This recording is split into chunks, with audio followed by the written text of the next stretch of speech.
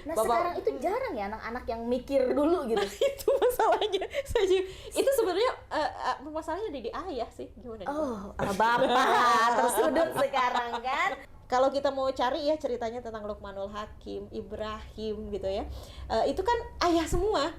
Bundanya berapa? Bundanya itu cuma sedikit sekali. Bundanya itu cuman sedikit sekali gitu. Bunda itu Maryam ya, itu cuma sedikit sekali. Kebanyakan ayah, karena memang nanti di akhirat yang ditanya tentang anak-anaknya itu ayah loh. Tuh, bukan bundanya. Puas banget. Ada banyak bapak-bapak yang belum akil. Nah, ini kan kalau kita di Pillow Talk tuh ngomongin tentang komunikasi suami istri ya Bun ya. Nah, itu gimana cara memperbaiki bapak-bapak yang belum akil ini gitu ya. Fokuslah ke bapak-bapak dulu ya gitu ya. Yang belum akil ini karena kan sudah terlanjur, anaknya udah ada. Sudah Anaknya udah gede, udah mau akil balik. Bapaknya belum akil.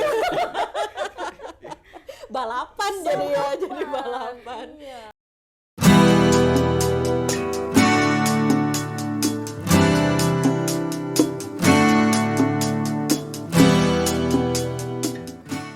Hai, assalamualaikum. Balik lagi di Pillow Talk. Episode Lupa episode berapa. Oke. Pak Min, sekarang spesial banget karena kita kedatangan tamu jauh-jauh dari Purwokerto. Sempet salah. Nyangka. Iya, sebelumnya aku nyangka dari Purwakarta. Makanya pede gitu kan. Bun, Depok aja. Ternyata dari Purwokerto. Sama siapa? Tamu kita. Ini adalah Bunda Rima. Bunda Rima adalah guruku di Akil Balik Foundation ya Bun ya? Akil Balik Institute. ABI Akil Balik Institute. Beliau yang ngajarin aku tuh gimana caranya ngebuat kurikulum buat si kakak. Wah, dulu. pasti bahasan kita akan menarik banget karena kita akan coba mensinkronkan atau membicarakan dengan fenomena yang ada menerima gitu. Oke, apa nih Pak Min?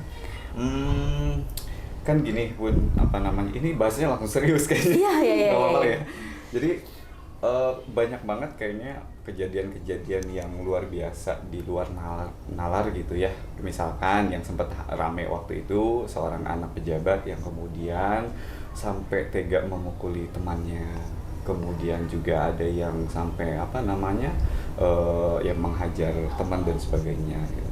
Terus kemudian ada beberapa cerita juga Bun gitu ya. Ini dari teman gitu ya.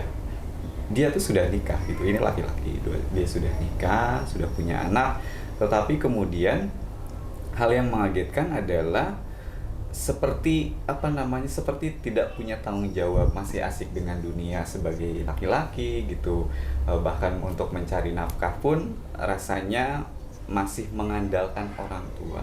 Ada apa sih sebetulnya kok? Ngeri ya. Sekarang tuh makin Mengerikan gitu ya. Ini tuh kayak mereka tuh udah siap buat anak secara biologis ya, tapi secara mental belum siap jadi orang tua gitu. Nah, makanya tema bahasan kita kali ini adalah akil balik. Nah, Bun, menurut Bunda sendiri fenomena yang tadi di-share sama Pak Min gimana nih? Ya, betul sekali. Jadi sebetulnya yang terjadi pada saat ini itu ada sebuah fenomena yang kita sebut sebagai remaja. Jadi saya bilang ini remaja adalah sebuah fenomena ya, karena memang hal ini sesuatu yang baru. Jadi kalau misalnya kita sebagai seorang muslim, kita mengenal tentang perkembangan manusia, itu tidak ada, di Islam itu nggak ada yang namanya remaja. Nggak ada yang disebut dengan remaja. Boleh dicari literasinya sampai kemanapun, itu nggak ada. Dalam Islam itu tidak dikenal dengan yang namanya remaja. Jadi kalau dalam Islam itu anak ya langsung dewasa gitu. Setelah anak itu dewasa. Remaja itu siapa? Remaja itu fase transisi. Fase transisi di mana anak-anak udah enggak, tapi dewasa belum gitu. Jadi kagok mereka itu menggantung. Yaitu kayak tadi masalahnya sekarang fase transisi ini tuh kejauhan, kepanjangan. Jadi mereka itu secara biologis sudah besar, sudah dewasa. Yang laki-laki udah mimpi basah, yang perempuan udah mens, tapi secara mental ya itu tadi gitu, belum siap. Belum dewasa, masih jauh kayak gitu. Nah, itulah.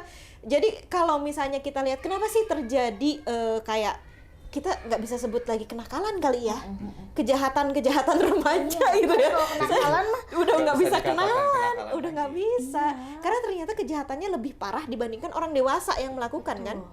Orang dewasa nggak gitu-gitu banget deh kayaknya gitu ya. Ini kayaknya lebih parah gitu. Makanya saya bilang kejahatan remaja. Ini kenapa bisa terjadi? Karena gini, ketika seseorang itu sudah dewasa secara biologis, itu ada kayak drive dari dalam dirinya, kayak ada dorongan dari dalam dirinya, dorongan emosi, dorongan dorongan untuk melakukan tantangan-tantangan, mencoba hal-hal yang ekstrim gitu ya. Itu dorongan-dorongan biologis, hormonal. Sebetulnya wajar. Tapi seharusnya dorongan ini itu ada yang bisa menyeimbangkan. Ada pengeremnya, ada gas, ada rem kan? Ya. Ini gasnya udah jadi, remnya belum jadi. Relnya itu apa? Kedewasaan mental. Akil. Pemahaman, pemikiran, kemampuan untuk berpikir, kemampuan untuk mengerem, kemampuan mempertimbangkan. Nah, ini disebut dengan akil. Masalahnya ininya belum jadi. Itu. saat ini baliknya udah diperpendek nih. Nutrisinya kan sekarang ibu-ibu ini katakanlah lebay ya Bun ya, ngasih nutrisi ke anak tuh Tiap hari ayam gitu ya. Sehat, ayam, daging, semua protein sehingga memicu hormon anak itu cepat. Cepat berkembang. Jadi cepat baliknya, tapi secara mental, secara akil ya dikatakan begitu, itu jadi jauh tertinggal Jauh tuh. tertinggal. Baliknya umur 11-12 tahun, akilnya 25. Aduh. Nah, Itu ini tuh 14 tahun kemana nah, gitu. masa kekosongan ini yang kemudian Iya. membuat kenakalan atau kejahatan remaja. Iya betul, karena mereka drivingnya kuat, gasnya jadi, remnya belum ada. Nah, Bun, idealnya gimana nih, Bun? Idealnya ketika seseorang itu balik atau dewasa secara fisik, itu dibarengi sama dengan dewasa mental. Jadi kita gasnya jadi, remnya juga udah ada gitu. Dia mikir, kayak tadi mau melakukan kayak gitu ya, mau mukulin orang tuh dia mikir dulu, ntar kalau saya mukulin orang kan gini. Saya siap nggak bertanggung jawab? Ada konsekuensi yang harus dia terima. Siap nggak berkonsekuensi? Itu bagian dari kematangan mental. Betul. Kayak kita kan, kita kalau mau ngapa-ngapain kita mikir dulu ya Pak. Ya, resikonya apa? Nah, sekarang itu jarang ya anak-anak yang mikir dulu gitu. Itu masalahnya. Itu sebenarnya masalahnya di ayah sih. Gimana nih? Oh, bapak tersudut sekarang kan? Gimana nih, Bun? Biar langsung kena tas Kabur aja. tembak. Kok bisa, Bun? Kan biasanya nih kalau di Indonesia ya, kalau anaknya berperilaku buruk, siapa sih ibunya? Kalau keren-keren, anak siapa dulu dong? Ayahnya yang disebutkan. Nah, ini Bunda tadi menyebutkan kejahatan remaja itu karena Salah ayah. satunya, faktor utamanya karena ayah. Ayah. Karena sebetulnya pendidik untuk berpikir itu ada di tangan ayah. Ah, Pendidik tuh. seseorang untuk dewasa, untuk berpikir itu ada di ayah. Bertanggung jawab itu kan ayah. Iya. Nah, seseorang yang bisa bertanggung jawab, mempertanggungjawabkan sesuatu itu kan ayah, yang kemudian mendidik anak-anak untuk berpikir terlebih dahulu, untuk disiplin gitu ya. Nah, memikirkan segala sesuatu itu ya memang ayah, memang ada di ayah. Kalau bunda kan ya udahlah nggak apa-apa, bunda bantu. Si anak melakukan kesalahan ya udah nggak apa-apa, dimaafin, kan kayak gitu terus. Kapan anak mau dewasa, kapan anak mau mandiri, nggak bisa nyuci baju sini sama bunda gitu. Dimarahin sih tapi sama bunda juga gitu. Betul. Artinya kondisi kejahatan remaja hari ini itu karena fathers. Kurangnya peran ayah. Bapaknya ada mungkin ya. Ada. Ayahnya ada. Perannya yang enggak. Perannya nggak ada. Betul. Pikirannya habis di kantor. Dan ternyata nih Bi, memang Indonesia itu fatherless country nomor 2 dong. Seriusan sedunia nomor 2. Jadi emang di Indonesia ini peran ayahnya tuh jadi turun gitu. Mereka itu yatim sebelum waktunya. Ayahnya masih ada, tapi seolah-olah sudah yatim. Nah, tolong diberitahu Bu, mumpung Tolong pesan. Saya akan kembali. Memang pada akhirnya, jadi yang namanya pendidikan pada anak-anak itu seharusnya pada dasarnya adalah tanggung jawab seorang ayah, bukan pada bunda. Jadi kalau misalnya kita mau ngomongin basic dasarnya ya, kalau di dalam Al-Quran kita cari ayat-ayat Al-Quran tentang pengasuhan itu banyakan itu tentang ayah gitu, ayah semua. Kalau kita mau cari ya ceritanya tentang Luqmanul Hakim, Ibrahim gitu ya, itu kan ayah semua. bundanya berapa? Bundanya itu cuma sedikit sekali. Bundanya itu cuman sedikit sekali gitu. Bunda itu Maryam ya, itu cuma sedikit sekali. Kebanyakan ayah, karena memang nanti di akhirat yang ditanya tentang anak-anaknya itu ayah loh. Tuh, Bukan bundanya. Gitu. Puas banget. Sayangnya, karena memang ternyata pendidikan anak itu harus berimbang antara ayah dan bunda. Memang kita tahu bahwa ayah-ayah itu sudah habis waktunya di kantor, di luar mencari nafkah dan segala macam. Akan tetapi pertanggungjawabannya tetap di ayah.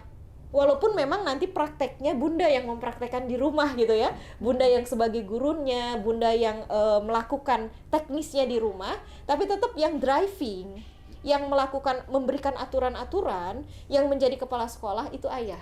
Nah, jadi nih terkhususnya buat bapak-bapak, kalau kemudian anaknya bermasalah dan menyalahkan istrinya gitu dan sampai bilang, kamu tuh gimana mendidik anak? Balik lagi. Tadi kata Bu Darima gitu ya, tanggung jawab mendidik anak itu adalah sebagian besar ada di kalian, bapak-bapak. Ini merasa sebetulnya kritikan buat diri sendiri. Iya, kayak not for myself gitu ya. Benar. Baiklah. Silakan. Terima kasih loh Pak. Saya akan tuntut itu loh Pak. Itu untung nge-record loh. Nanti saya akan tampilkan terus gitu ya. Oke nih Bun. Nah sekarang kan fenomena yang terjadi, ada banyak bapak-bapak yang belum akil. Nah ini kan kalau kita di Pillow Talk tuh ngomongin tentang komunikasi suami istri ya Bun ya. Nah itu gimana cara memperbaiki bapak-bapak yang belum akil ini gitu ya. Fokuslah ke bapak-bapak dulu deh gitu ya. Yang belum akil ini karena kan sudah terlanjur, anaknya udah ada, sudah juga udah gede, udah mau akil balik. Bapaknya belum akil. Balapan jadi balapan. Iya, karena yang namanya pendidikan itu kita nggak bisa nunggu. Ya udah ntar bapaknya dibenerin dulu terus anak dibiarin, ya nggak bisa kali gitu. Anak kan tetap berkembang ya. Jadi memang pada akhirnya harus belajar bersama-sama, berkembang bersama-sama. Mau nggak mau. Bun, ini pertanyaan. Bisakah diselesaikan? Khususnya buat bapak-bapak yang mungkin belum akil gitu. Iya, Ini barengan. kan memang maksudnya pertanyaan yang aneh sih gitu ya. Tapi emang Bisa banyak. ngejar gitu. Iya, insya Allah bisa. Caranya, Karena kan caranya, caranya pertama, ketika bapak ini mengatakan aku harus mengejar, berarti kesadarannya udah tumbuh. Itu sudah poin. Berarti intinya itu sudah numbuhin kesadaran betul. bapak-bapak dulu. Mudah-mudahan Anda sadar ya Bapak. Itu poin pentingnya ketika mengatakan aku harus mengejar untuk anakku, aku harus dewasa. Nah itu udah poin banget. Itu secara sekian persen dia udah dewasa gitu. Yang lainnya tinggal ngikut gitu ya, tinggal ngikut sambil dia mendidik anaknya. Jangan lepas, tapi anaknya tetap sama-sama dididik gitu, biar dia bareng. Kayak tadi bilang ya, not for myself, jadinya begitulah gitu. Oke, karena emang berarti utama tuh sadar dulu. Karena kalau nggak sadar berat ya. Emang didorong-dorong kayak mobil Abis mogok. ini ibu-ibu SKID nanya gimana cara nyadarin bapak-bapak ini, yang bisa jadi nih bapak-bapak tuh lagi pada pingsan gitu kan. Iya. Nah Bun, kan karena gini nih, banyak istri-istri yang sekarang udah mulai belajar gitu ya, sedikit-sedikit belajar gitu. Tapi nyolekin bapak-bapaknya tuh susah banget. Alhamdulillah bapak yang ini mah udah belajar ini udah keren ya, ini mah. gitu kan. Khawatir mutung gitu dah kalau nggak dipuji teh. Nah itu gimana biar si istri nih khususnya, kalau nasehatin mah kayaknya suami mah nggak bisa dinasehatin nggak ya, Bu, bisa, ya. bukan Gimana tempatnya. istri bisa ngajak suami untuk sadar? Itu dia. Jadi sebetulnya istri adalah orang yang paling memahami suaminya. Itu not paling utamanya. Caranya, teknisnya tentu saja kita sesuaikan dengan suami kita sendiri. Ada yang pakai teknisnya tidak secara sengaja gitu ya. Misalnya kalau ini buka sedikit ya. Iya. Buka rahasia dapur dikit aja gitu ya. Nah, spill dikit gitu. Misalnya kayak misalnya yang saya lakukan ya. Awal-awal saya ingin agar suami sadar itu, ya saya sering ikut kegiatan-kegiatan Zoom webinar atau segala macam itu, saya kencengin suaranya. Pan itu waktu-waktu prime time keluarga ngumpul ya. Nah, itu saya kencengin, saya sambil mijitin bapak. Pas sini Pak, kesini, mama pijitin. Nah, jadi dia kan karena dipijitin otomatis mendengar juga kan. Sound sistemnya 10.000 watt sekali dulu. Nah, itu mau nggak mau kan terdengar. Karena memang sebagai seorang istri kita bukanlah pihak yang bisa menyadarkan, maksudnya ngenasehatin itu bukan Karena tempatnya. ya memang banyak juga ibu-ibu yang sekarang tuh jadi Cerewet berantem gitu ya. sama si bapak. Kamu tuh udah kajian malah jadi melawan suami gitu itu kan. betul, Karena belum betul. apa-apa udah kamu tuh Judge salah duluan gitu ya. kamu tuh salah, Iya, kamu tuh betul, ini gitu ya ke betul. suami teh. Bi, kamu tuh harusnya begini-begini dong, kamu tuh harusnya begitu dong. Akhirnya si suami jadi, kamu tuh kok Ya, pengajian tapi jadi begini gitu kan. Dan memang suami itu adalah makhluk yang tidak bisa dikasih tahu dengan cara seperti itu, apalagi oleh istrinya ya. Seseorang not yang banget memang dalam tanda kutip orang yang harusnya dia bimbing loh. Masa kamu yang bimbing saya, kan kebalik gitu ya. Jadi memang ada teknik-teknik tertentu, itu misalnya salah satunya. Teknik yang kedua adalah bertanya. Nah, jadi sebetulnya ya, kalau misalnya kita rujuk nih dari Al-Qur'an, yang namanya kan begini ya. Allah itu akan memberikan amanah kepada orang-orang yang mampu. Allah hanya memberikan amanah kepada orang-orang yang mampu. Amanahnya apa? Amanahnya anak. Jadi ketika seseorang itu sudah memiliki anak, artinya Allah sudah menganggap bahwa pasangan tersebut sudah mampu. Itu satu ya, ada itu sudah pasti. Berarti kamu tuh sudah mampu membesarkan anak, makanya dikasih anak gitu ya. Itu yang pertama. Kemudian yang selanjutnya, Allah itu menurunkan hikmah pembelajaran. Jadi ilmu parenting tuh sebetulnya pada saat kita punya anak ya, ilmu parenting itu udah penuh di kita nih. Kita itu udah pinter parenting, Bu, sebetulnya. Begitu kita mengandung ya, punya anak, itu tuh ilmu parenting itu udah turun semua. Masalahnya kan kita belum paham ya, sebelah mana sih, yang mana sih. Makanya kita masih perlu belajar gitu. Dan ternyata hikmah itu diturunkan sebagian besarnya kepada bapak suami, bukan sama istri loh. Makanya ibu-ibu itu perlu ikut parenting, bapak-bapak mah nggak perlu sebenarnya. Karena hikmahnya langsung ada dari di- Allah. Iya, dari Allah. Nah, masalahnya laki-laki itu adalah makhluk yang kurang inside out. Kalau nggak ditanya itu nggak ngomong. Emang sih, Colek. yang ini juga gitu. Makanya apa yang kita lakukan? Tanya, Bu. Walaupun kita tahu jawabannya, diem aja. Pak, ini loh anaknya begini. Gimanain dong, Pak? Mama udah nggak puyeng. Kalau perlu ya serahkan saja. Kalau misalnya serahkan aja sama bapak, kan ini anak ayah. Anaknya ayah, bukan anaknya bunda ya. Bunda aja mau nyusui dikasih apa? Nafkah ya. Kalau menyusui kan dibayar ya. Berarti memang anaknya bapak, bukan anaknya ibu gitu. Ini anaknya bapak begini loh, Pak, itu. Tolonglah bapak bantu. Atau si ade ini mau sekolah nih, Pak. Menurut papa di mana yang pas? Kita tanya. Kenapa begini, kenapa begitu? Insya Allah nanti itu akan keluar gitu ya. Hikmah-hikmahnya itu akan keluar. Kita akan melihat, ih keren ternyata ya. Kok bisa tahu gitu, sebetulnya banyak hikmah yang tersembunyi gitu di sana. Ada teknik-teknik lain lah. Misalnya dikumpulin sama bapak-bapak yang sama-sama keren gitu ya. Ada kan tuh kajian-kajian Ibrahim. Benar. Di Abi juga ada. Ada Great Father gitu ya. Bahkan ya Great Father itu bisa jadi istrinya yang daftar. Boleh aja. Jadi istri belajar parenting itu buat mancing. Buat mancing. Biar suaminya tuh sadar bahwa Nah. tadi hikmah soal parenting itu keluar. Bener, Pak. Bisa jadi begitu memang.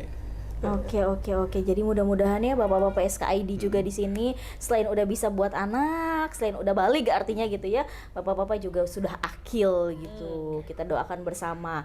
Nah, Bi, kita kan tadi nih sama Bunda Rima ngomongin tentang fase anak.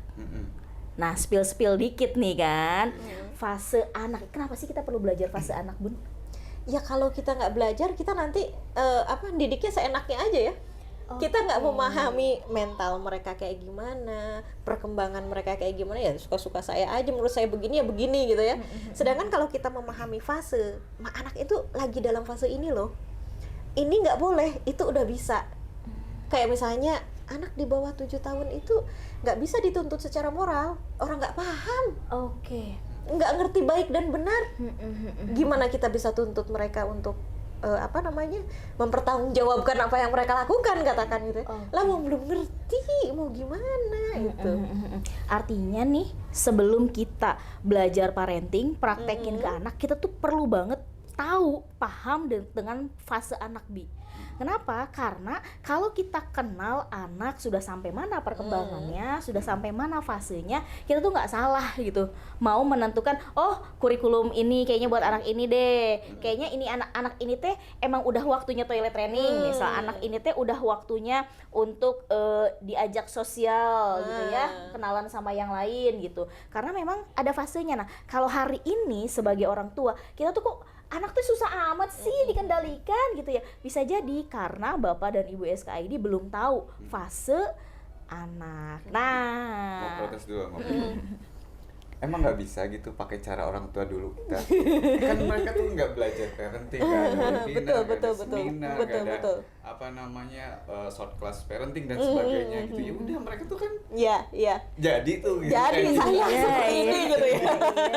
Jadi, kamu dikasih makan sakit tuh jadi gitu kan bahas orang tua gitu. dulu gitu. Tadi dan naonkeun coba ge jadi berusaha gitu. untuk masuk ke dalam pemikirannya bapak. Betul. Oke. Iya, ngapain gitu ya? Ribet banget gitu ya. Jadi sebetulnya ada beberapa hal. Satu, saya dalam hal positif, dalam koridor pemikiran positif, saya kagum dengan orang tua kita di zaman dulu ya, dengan pengetahuan yang terbatas. Nah, itu yang disebut dengan hikmah. Hikmah itu sudah ada loh dalam diri kita, nggak perlu diajarin, ternyata bisa mendidik loh gitu kan. Dan yang kedua, kita nggak bisa menyamaratakan, Pak, karena zamannya sudah berubah dong. Nggak cukup Nggak dengan tadi. yang tadi kan zamannya sudah perubahan zaman itu ya. Kalau dulu mah orang dapat Berkembang. hikmahnya dak solih dan soliha bi. Iya. Bacaannya Al-Qur'an. Kalau sekarang ya gimana dapat hikmah? Scrollingnya sosial Udah media macem-macem gitu ya. Iya betul. Jadi memang ada hadis yang mengatakan didiklah anak sesuai dengan zamannya. Artinya memang kita perlu memperhatikan ya, menyesuaikan seperti apa anak-anak ini kita didik. Nggak bisa tuh kita samain gitu ya, zaman dulu sama zaman sekarang. Zaman dulu kita ngelihat bapak kan takut banget gitu ya. Zaman dulu Ngeri. anak-anak tuh diumbar aja gitu di luar. Kalau sekarang kan nggak bisa. Ada hal-hal yang perlu kita sesuaikan gitu kan. Sekarang tuh emang ibu-ibu jadi serba salah, Bu. Di luar, anak di luar terus takut gitu ya karena pergaulan bebas. Di dalam temennya setan gepengnya handphone kan. Nah, itu dia. Nah, makanya sering banget ibu-ibu sekarang tuh ngedenger kalimat anak-anak kecil tuh, bosan bunda, bosan. Nah, itu dia. Itu kayaknya ada sesi pembahasan khusus. Iya, betul. Mengatasi kebosanan deh. Bener. Oke, Bapak Ibu SKID, itu dia episode Pillow Talk kali ini ngomongin tentang akil balik. Next, kita akan ngomongin hal-hal yang lebih seru lagi di Sekolah Keluarga .id. Hatur nuhun Bunda Sami-sami. jauh-jauh dari PWT. Besok jangan PWT, Bun. Khawatir aku salah mengira lagi. Iya. Ada O dan A aja. Iya. Aduh, ya Allah. Terima Oke lah, kasih, Bunda. saya Nanti terima next kita kasih. ketemu lagi ya.